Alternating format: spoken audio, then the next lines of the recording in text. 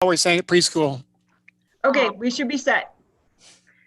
Thank you so much, everyone, for coming together this evening. It is 5:32, October 27th, 2020. We are actually in a pre-council workshop presentation right now. The first 15 minutes, we're going to hear, we're going to get a presentation, conservation alternative for comparison with the Manti-La Sal National Forest Alternatives from Mary O'Brien, Utah Forest Programs Director of the Grand Canyon Trust. And then we're going to transition to a presentation on fire fuels mitigation efforts from Cara Doranrend with Rim to Rim Restoration and with her sidekick, Duncan.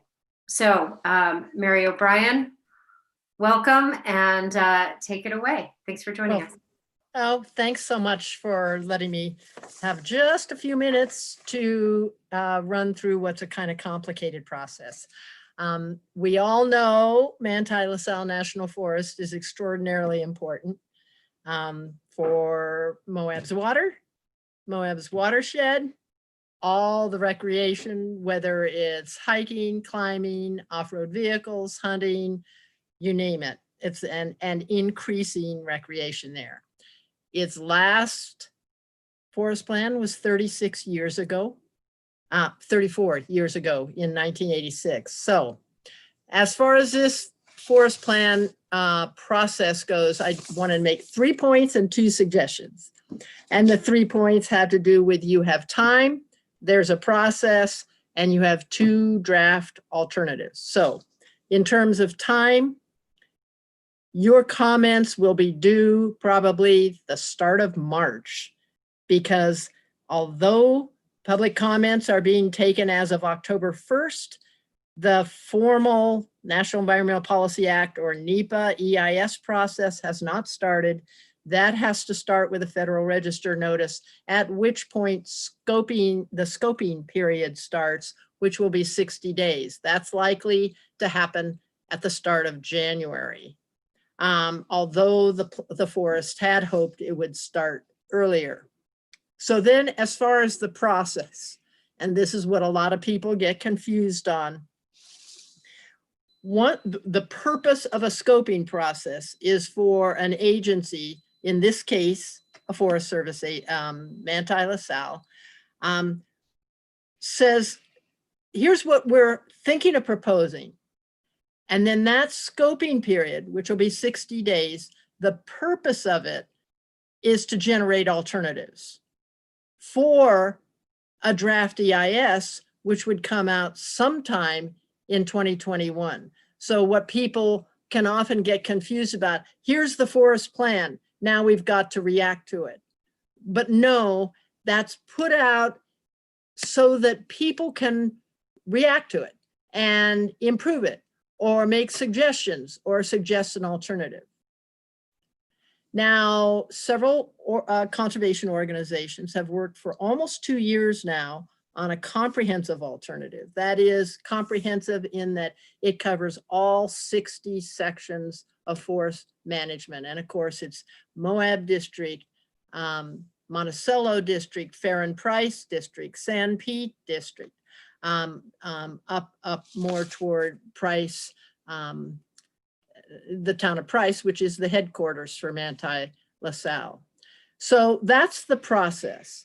And then when there's a draft EIS, the purpose of that step is to have several alternatives, and the agency must compare those alternatives for their differing environmental and social consequences. And then NEPA is real clear, you have to use science on your conclusions. You can't just say things like this will be better. You've got to back up your conclusions. And so that's the critical reason we need alternatives. Because one, they have to have it legally, they have to have alternatives. And what you have at this point are 2 draft alternatives. In other words, Manti-La Sal has put out kind of a draft beginning proposal. And that will not change until you see how they have changed it and maybe developed another alternative sometime in 2021. So all your comments at this point up through the start of March are going to be your comments on their alternative. We have also a draft alternative, the conservation alternative. And I say that it's draft because during this period between now and the start of March, we're open to comments as well and suggestions. And in fact, I know Kaylin Jones has read parts of it and asked about one or two of the elements and actually made suggestions. And we've actually incorporated one of those. So it's a draft too. Ours will keep changing until we have to submit our final conservation alternative at the start of March, at the end of the scoping period. That's briefly the process. And then two suggestions. One is since you have time, one thing that Grand County Council decided on at one of their meetings was they're forming a small subgroup.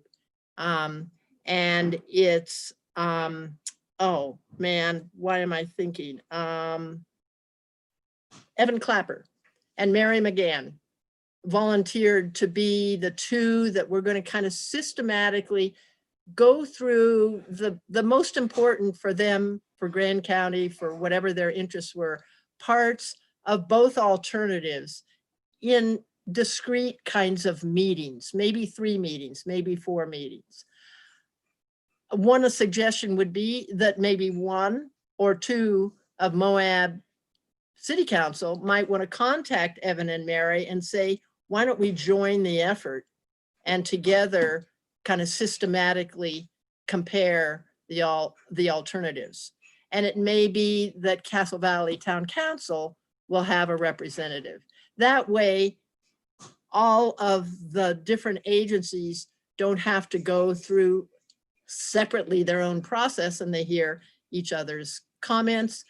Talk with the Forest Service. You could talk with me or other representatives on the conservation alternative to understand what are the implications of the different alternatives. And the second suggestion would be, don't rush into your comments. Make your comments after you feel comfortable. You've heard from constituents, you've looked at the alternatives yourself. But one particular comment I would urge you to do, and that is to urge Manti LaSalle to include the conservation alternative as a standalone as is alternative in the draft EIS. It's not without precedent at all. A whole land resource management plans have had alternatives that have been developed by independent entities. It's rare because there's so many moving parts in a forest plan. I think this is, to my knowledge right now, even though various forests in a staggered system are developing new forest plans, I think this is the only one that has an entirely comprehensive alternative being submitted. Oftentimes organizations say we'll focus on what they want for wilderness or what they want for recreation. This one covers everything. So the importance of it being a standalone as is alternative is that it's internally consistent. It's a consistent one that emphasizes dealing with climate change, with incorporating more along the lines of tribal co-management. It emphasizes native species, and it really recognizes the constraints that are being put on the resources by the incredibly increasing recreational use. So that's it in a nutshell. And I don't know if you have questions or thoughts. Oh, one other thing.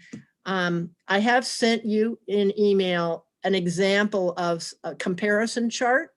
I put a few items that differ between the Manti LaSalle initial proposal and ours. We're eventually going to have charts for everything, comparison charts for all aspects of the forest plan. We're going to have a website that's open to everyone, very simple website. Just here's this section comparison, here's the conservation alternative, basically just a basic information website. So there you go. Well, Mary, thank you for your presentation. I do feel like it would be valuable for us to get a couple of hands raised from this council to commit to going through this process and reporting back to council. And I've already seen Kaylin's hand in an email. So I don't know if you want to just, for the rest of us, raise your hand, Kaylin, in so that it doesn't seem like I'm telling you. Oh, good. So Kaylin's willing to work on this, and are there any other council members willing to work on this? Yay! Sorry, I got bad noise today. Oh, okay. Well, I don't know why I should turn a light on in here. Great. So we've got Kaylin and Ronnie willing to work through this process as representatives of this council. Aren't you lucky, Mary? We've got I am. two really knowledgeable recreationists. Well, that's great. Good. And so that'll give at least this council, as a whole, access to what's happening, and then two of us deep diving into it and reporting back. So thank you so much. Great. And we did it within 15 minutes. And we did it within 15 minutes. Thank you so much. You're welcome to stick around and hear about fire fuels mitigation, or you can sign off, Mary. I had 4.5 hours sleep last night, finishing some scoping comments and an alternative for a 6 allotment grazing EIS on the Fish Lake. So I think I'm going to check out. Okay, bye. Thanks for joining us. Thanks so much for letting me, and for meeting early on top of your regular meeting. So thanks. You're welcome. And thanks, Kaylin and Ronnie. Yep. Thanks, Kaylin and Ronnie. And now, without further ado, Cara Dorenrand, Rim to Rim Restoration. Welcome. And you're on mute. There we go. Okay. I think I hadn't done this before. Duncan and I did put together a PowerPoint presentation. I'm usually fairly inept at getting my screen to share, but I'll do that in a moment. I figure I know most of you guys, but I'm Cara Dornwind. I've been working with Rim Restoration for a long time on a bunch of work in the creeks since probably about, well, Ronnie actually worked on some of it back up in Mill Creek Canyon in like 1990 something or other. So it's been a long time. And then Duncan you're a year now into your position at Forestry, Fire and State Lands. I don't know. I'll let Duncan introduce himself and pronounce his last name, since no one ever knows. Yeah. So Duncan Fuchise, I'm the WUI coordinator for the Southeast area for the Division of Forestry. So I replaced Paige, who was in the position a couple of years ago. So so my area covers San Juan, Grand, Emory, and Carbon, and doing fire fuels mitigation on private lands and a little bit on state lands, but mostly private. Duncan's an awesome addition to the local Forestry, Fire and State Lands office. Some of this is a little easier with images, so I'm going to try to share my screen and hope I do this right. And then Duncan and I will kind of bounce back and forth a little bit with a couple quick things to tell you guys. So hopefully, there we go. Is that showing up for folks? Yep, it's showing up. We can see your screen. Perfect. I did it right for a change. Okay, so this is just a quick rundown of some things that have been going on for a long time. and a touch of history for those of you who might not be familiar with some things that were going on before. The photo here at the top is right up here. That's a piece of Mill Creek near 100 West, 100 South. And this is that same piece for, actually, this is a little false here. It's from a different angle, but you couldn't get into that piece before because it was so much Russian olive and tamarisk at the time. So we'll just jump right in here. Just wanted to start off with why. Why are we doing all of this? What's been going on for so many years? And I found a few photos. I have some photos that actually are in the city, somewhere in your offices. This here is from Woody's, which is right about over here, looking across at the Greenwell Inn back in 1975, right after a really big flood in Mill Creek. Then this photo over here is sort of the typical condition of the creek around 2000-ish. And then this is a sample of some work that's been done for the last 15, 20 years. But there's a lot of reasons to do this. I mean, fire fuels is probably the one that is the most tangible to people, but there's a lot of other reasons as far as access, recreation, transportation, water quality improves, public safety issues are actually improved when you can have lines of sight through different properties. Flood flow improvements are also kind of important. Habitat for different things. And then there's also places people didn't even know were there anymore. So that's all reasons why. This map is a really, I didn't decide to send you guys much of the maps because it gets way too complicated, but you can see all the messes of all of these different areas where work's been done over and over again over the last 15 years. A lot of this started in 2003 as far as some actual removal work. But for a lot of years, like a lot of places, the creeks were viewed as a water conveyance system and kind of the back of, not paid much of attention to. In the 90s, in Moab, the creeks were kind of rediscovered as a really great corridor through the community, and David Olson and others in the city did a combination of improving transportation for pedestrians and bicycles and also improving flood flows. A lot of the funding, from my understanding from David, came for actually making those bridges bigger by putting in a little side. So like at 3rd South is a great example. You've got the bridge, but then you've got a little side place for the pedestrians. That actually was designed to be an increase in flood flow capacity. And at first, when this was done, the Russian Olives, they just cut a tunnel through the Russian Olives. I think they actually brought down the flamingos from the state prison and did some cutting. And it was literally a tunnel. And I do remember that tunnel. And I'm not ignoring Duncan here. I just know some of this is stuff he's less aware of because he wasn't in Moab at the time. So this is a really quick overview of just the condition of the creek. In the 70s, it was pretty much vegetation free, which is not necessarily a great thing. In the 90s, the parkway was built from Rotary to 1st West and 1st South, and then a tunnel was cut through the Olives to extend that pathway all the way to 5th West. And then in the 2000s, the work started to regenerate native plant communities and get rid of that Russian olive. Since 2004, there's been work on over 150 acres of ladder fuels. There's over 50 landowners have been involved, including the city and the school district. And there's also been quite a lot of funds that have been provided through grants that have been awarded from the Watershed Restoration Initiative. That's one piece of the funding, but it's actually, I tallied it up the other day, and it's approaching $1 million that's come from the state, and probably another $750,000 to $900,000 in kind and other contributions from landowners.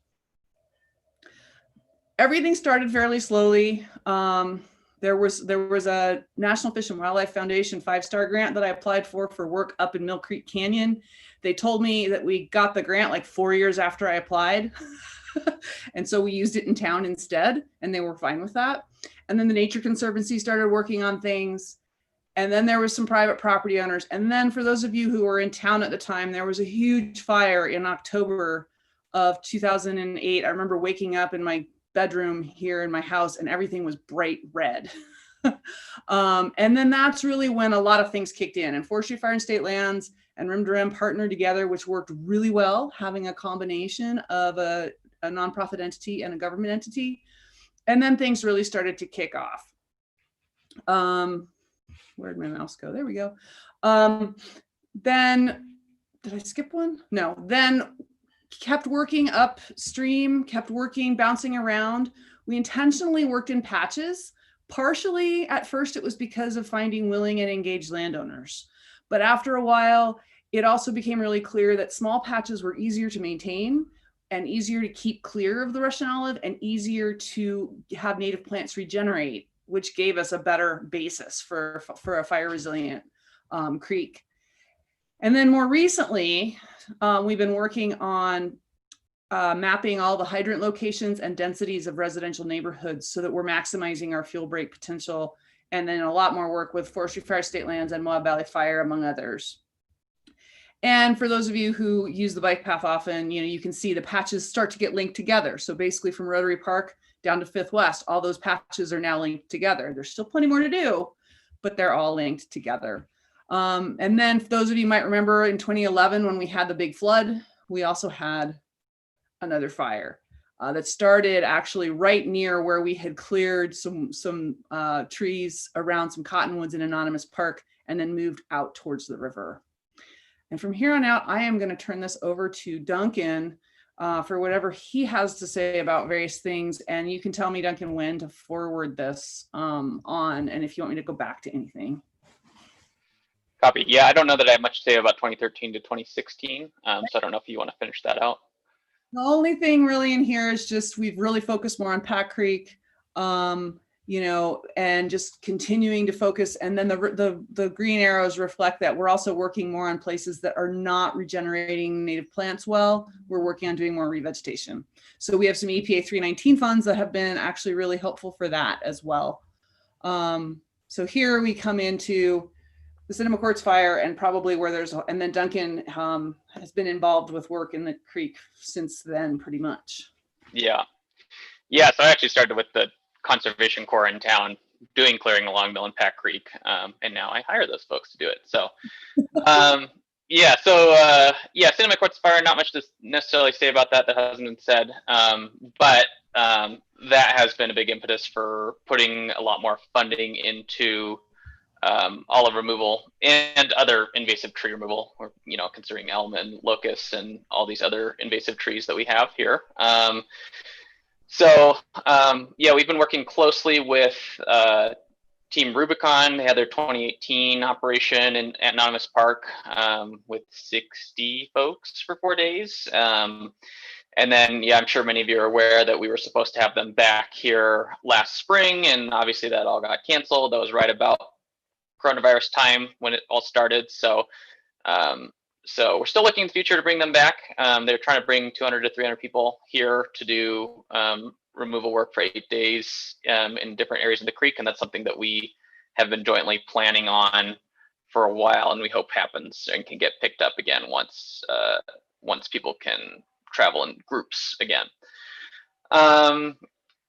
This year, trying to think of specifically what to say. We have transferred a bunch of money to work in the creeks. I think this is a pretty high priority for the Division of Forestry for our area. Probably maybe the highest WUI priority in the area.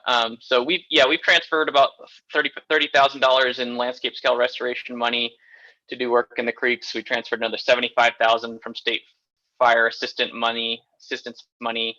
And we're applying for another $300,000 to do work in the creeks. And this is all U.S. Forest Service money, essentially, for state governments to do either restoration or fuels work in the creeks. So it's a high priority. There's a lot to do. We've done a lot in the last few years, like this year working up in Pack Creek, and then still working in Anonymous Park, and then the big clearing across from the road on the private lands next to the Slackline Park.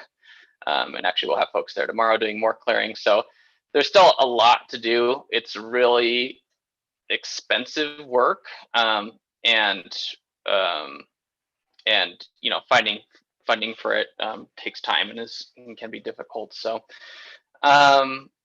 just seeing what necessarily cover here. Yeah, so we also did have a work day in the spring. So this work is supported by a number of different agencies, notwithstanding us that are here. We had the BLM in the spring come and help us cut on site. They had a bunch of fire guys that the BLM funded to come on early to help us cut.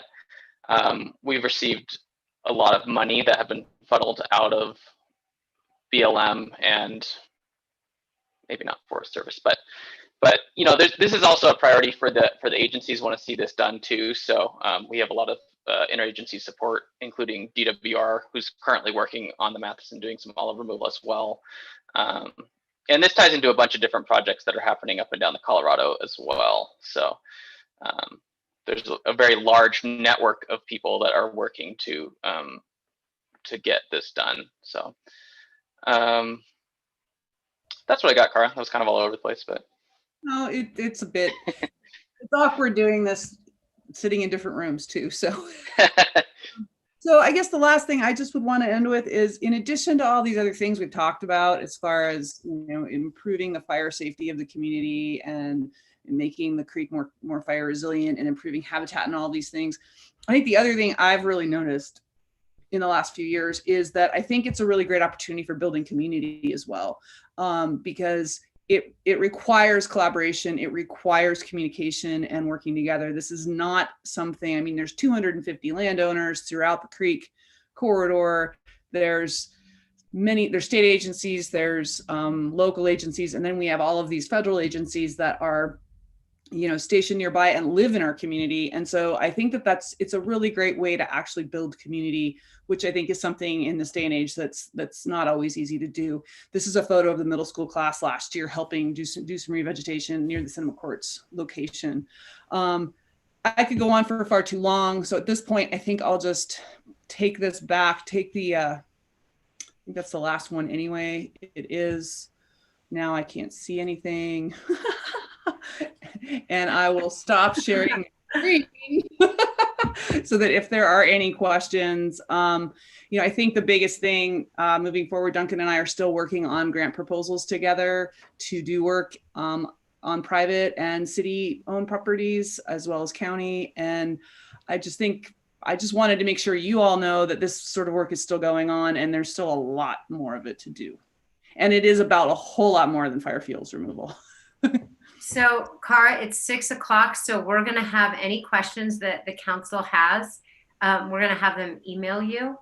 And I'm pretty sure we all have your email address. You are such a steward of our watershed and all things plants. And I just want to, on behalf of the city, say thank you for everything that you do to keep us safe and provide for a healthy watershed. Thank you so much. Well, most welcome. And it's great having partners and collaborators like Duncan and others and all of you. So thank you. And the only other thing is that with Mary O'Brien's presentation, she left us with action items. And you have just given us information without any ask at the end. So I just encourage you to follow up with this presentation with an email to all of us explaining ways that the city can help. Don't worry, you'll be hearing from both Duncan and I. Okay, well then we've set it up nicely. Thank you so much for joining us and presenting to us. Thank you for the time. Yep, have a good night. And council, here's what we're gonna do. We're gonna sign off and then we're going to log back in with our next link for our joint planning commission meeting, okay? So sign off and sign